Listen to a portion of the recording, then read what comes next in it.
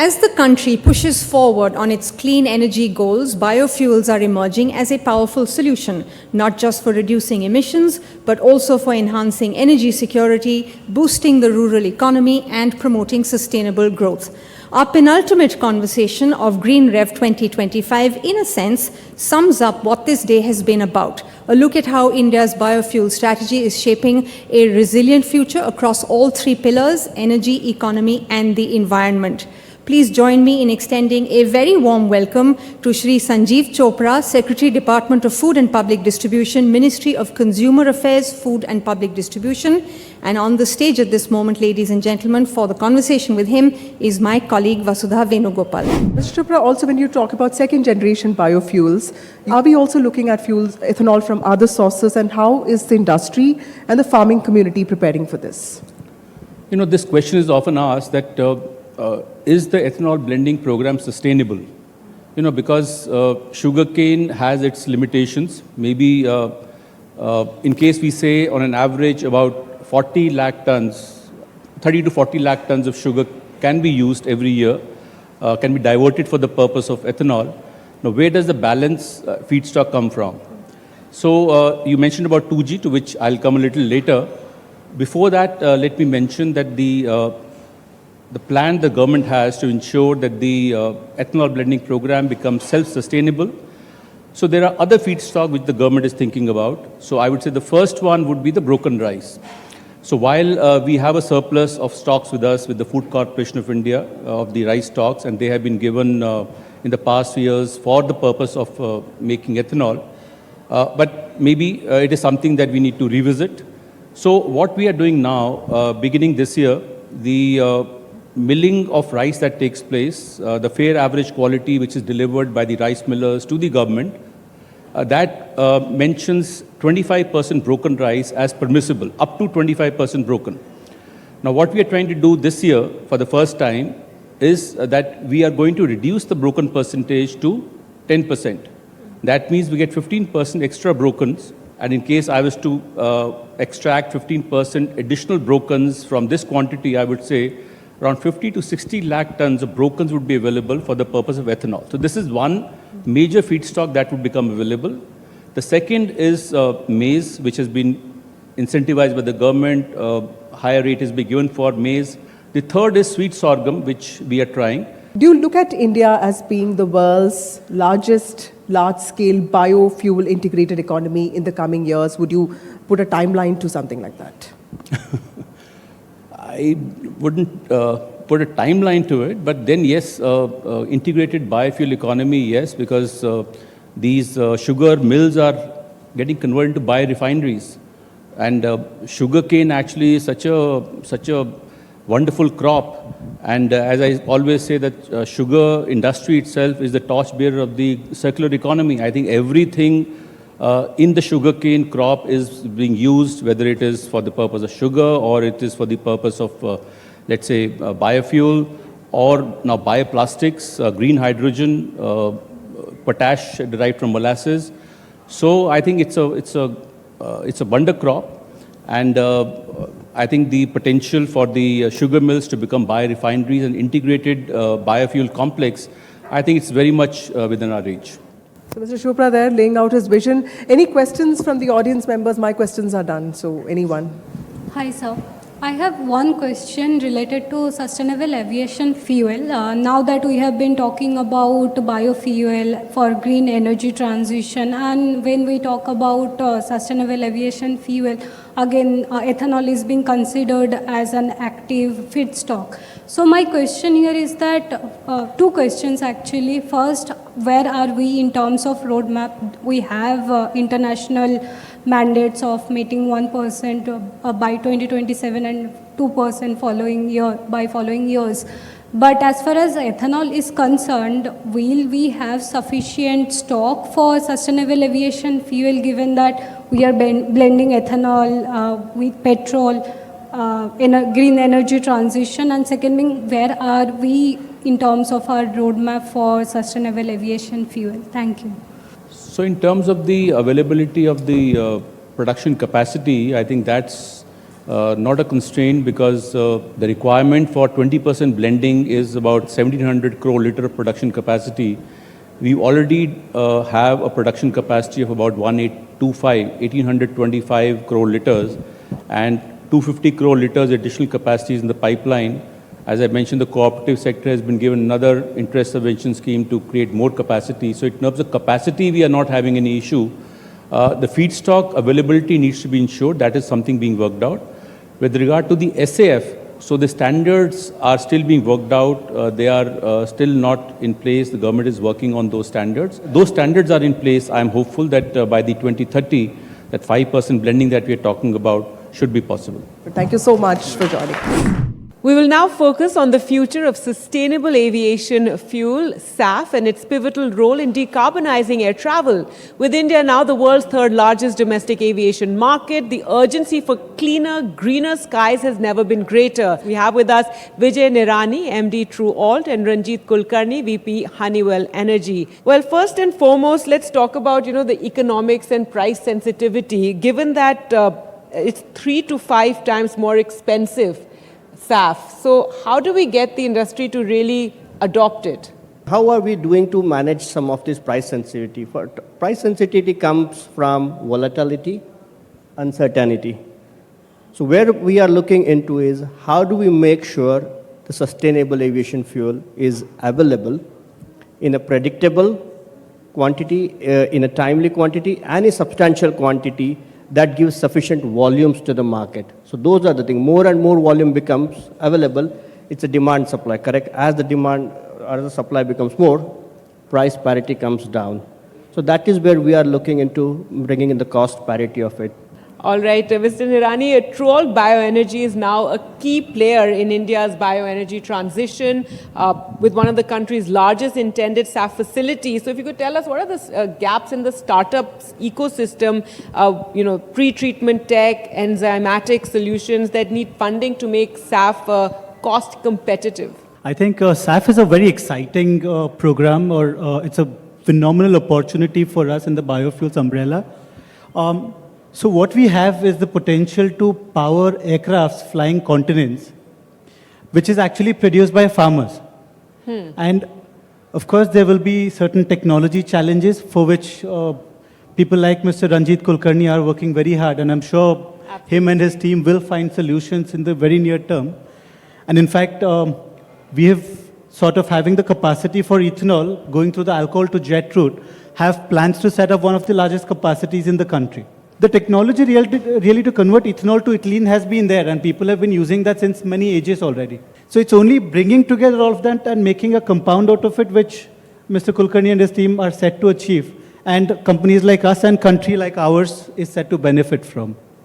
All right, so Mr. Kulkarni, that brings me to the question with Honeywell's ethanol to jet fuel process, cutting aviation greenhouse gas emissions by 80%. So how do you optimize this for India's diverse feedstocks, sugarcane, molasses versus agri-waste to maintain cost parity? First thing I'm again proud to say is this ethanol to jet technology has been developed by us in India and it's gone global.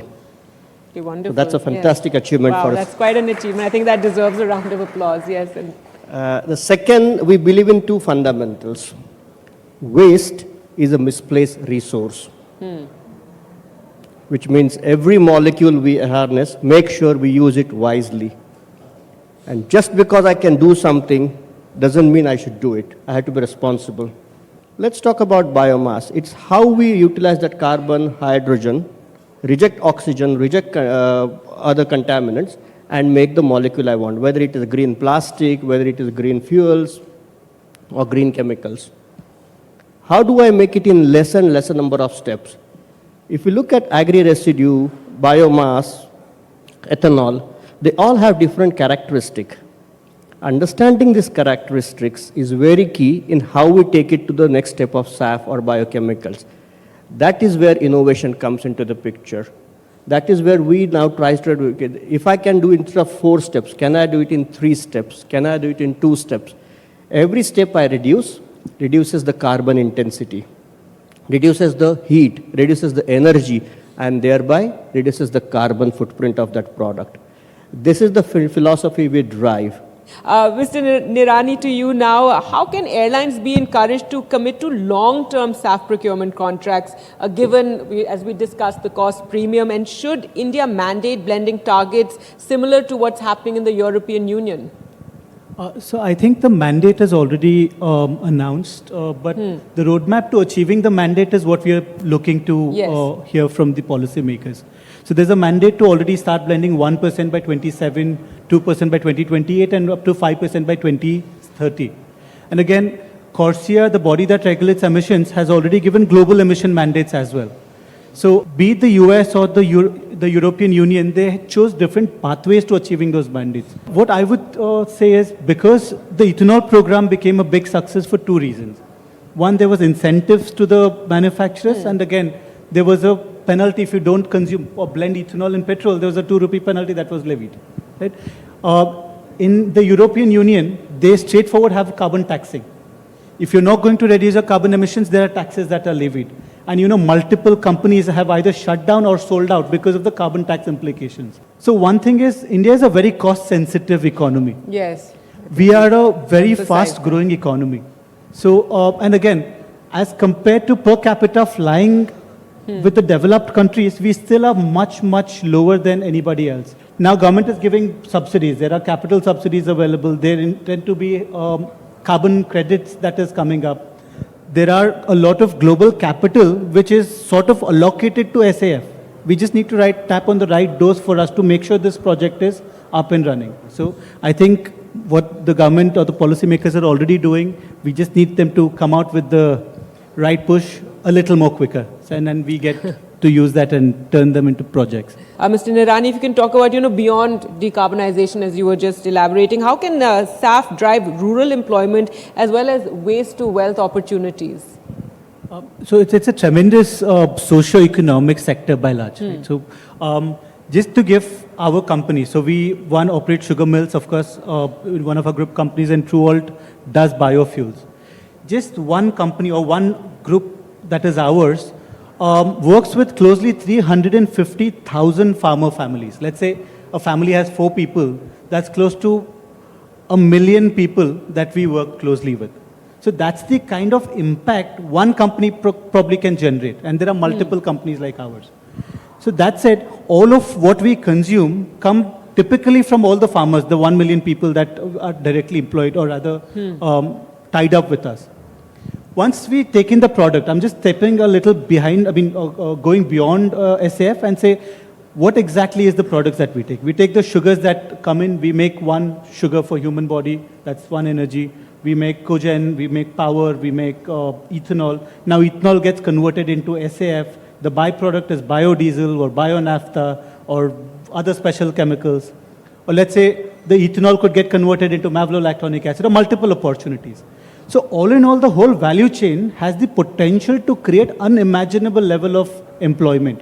So that's a humongous socio-economic impact that we carry, not just on employment, but the allied support that the biofuel sector carries. All right, well, on that very optimistic note, I'd like to end it here. Thank you so much both for joining us. India's journey towards green mobility is at an inflection point. While EVs are at the center stage of the conversation, the road to sustainability is not a single lane. It's a multi-lane highway that includes flex fuel vehicles, hybrids, hydrogen, and other clean technologies. To dive into this, we have with us Mr. Mohan Savarkar, Chief Product Officer and VP Tata Motors. We are also joined by Mr. R.S. Sachdeva, Deputy CEO and Chief Transformation Officer, BECV. Mr. Sachdeva, first question to you is, in this day and age when there are so many technologies being talked about, there is EV, there is FFVs, there is hydrogen, there is hybrid, how are you finding the balance in making sure that these technologies, you get the best technology that is ready for the future? Today, auto industry is a very, very complex stage where auto industry is also having the different of technologies to balance. And today, 6 technologies are there on which auto industry is working today. Diesel is there, then biodiesels, biofuels, There you have got the gas technology, you have got the ethanol technology, you have got the biodiesel technology. After that, CNG and LNG, and then of course EV is there, and then hydrogen internal combustion engine. Out of this six technology, I'm very happy to share that being part of the auto industry. Today, auto industry is very alert, and almost 60 to 70% of the investment is going toward the alternate technologies today. And how do we make the balance in that? Each technology has got its own complexity. CNG and LNG, there is some sort of balance is there. That for the shorter distance vehicle, you can go for CNG, and the longer distance heavy commercial vehicle, you can go for the LNG. But LNG, again, quality of fuel, 26 stations are there across the country today, against 17,000 stations in CNG today across the country. That means that range anxiety for the drivers and the consumer is very high today at this point of time. So that balance also need to be maintained in terms of CNG, LNG, and ensuring that customer should get a reliable product, which is cost effective. Total cost of ownership is very optimal. But again, he shouldn't have the range anxiety in that thing. But one thing we can see that thing, if we have to see the balance with the optimal investment and optimal result in terms of the emissions, probably biofuels is the very good example, followed by CNG and LNG. So if I see that across the spectrum, I see that diesel will continue to rule for the next couple of years. And after that, you have got the EV and hydrogen, where you see that total cost of acquisition as well as the complexity is high. But mid-plane, if you see that thing, CNG, LNG, biofuel, that is the route to go. All the aspect we look at that thing, we are just moving with the wave.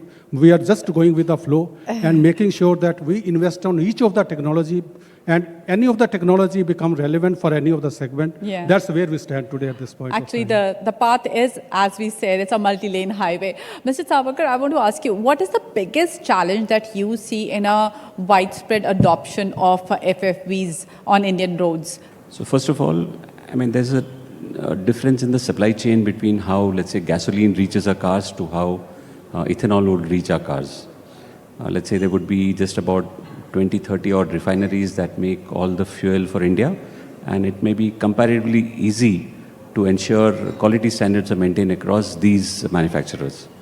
When it comes to alcohol, or ethanol, it is going to be spread all over India in every area that produces raw material or feedstock that can get converted to ethanol. One other thing that matters is that the vapor pressure of ethanol is much less than gasoline.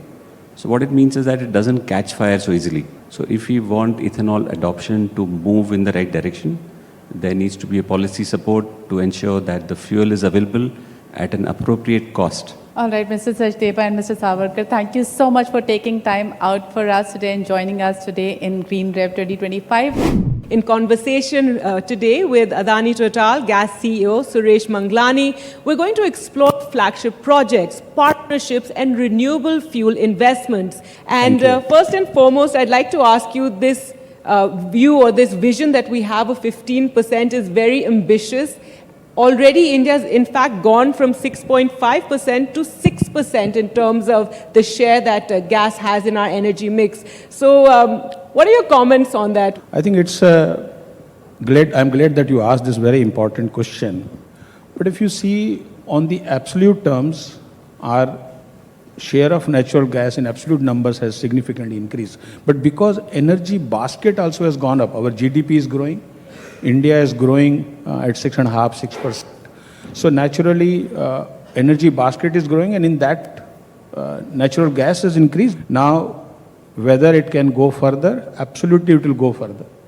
There are several policy initiatives which government has already taken across value chain, whether it is upstream for enhancing domestic gas production, or midstream, building up the national gas grid across the country, or building the RLNG terminals at various strategic locations. What this means for cleaner emissions and air quality in our cities, in our industrial areas. As compared to other fuels which is being used today, whether in the industrial units they use liquid fuels or solid fuels. At homes we use LPG Likewise, commercial establishments are also using LPG and several other fuels. So as compared to those fuels, natural gas is far cleaner, almost 30 to 40% you save on carbon dioxide. Then similarly you save on sulfur dioxide and many other NOx levels. So naturally, natural gas is far cleaner, and it is the government policy, the government has been promoting usage of natural gas. And you have seen in NCR itself, when there was a lot of pollutions was happening, this Honorable Supreme Court itself took the PIL and they started promoting CNG as a fuel even for a transport. So it is an undisputed fact that adoption of a natural gas will bring relief for all the cities, urban areas, and also the rural areas for breathing the fresh air and clean air. If you could tell us what role is ATGL playing in terms of our self-sufficiency and, getting to that goal as well as decarbonization? So Adani Total Gas is a city gas distribution company to the core.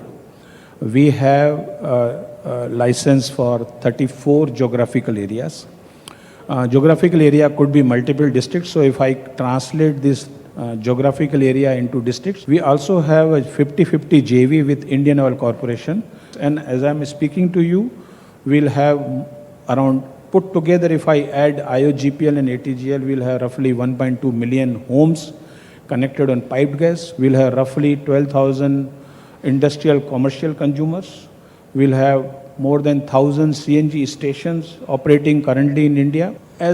We supply natural gas. So as we said to you in the beginning, as I said, that it is actually a catalyst for the climate change. All right. Well, thank you so much, Mr. Suresh Manglani, for joining us.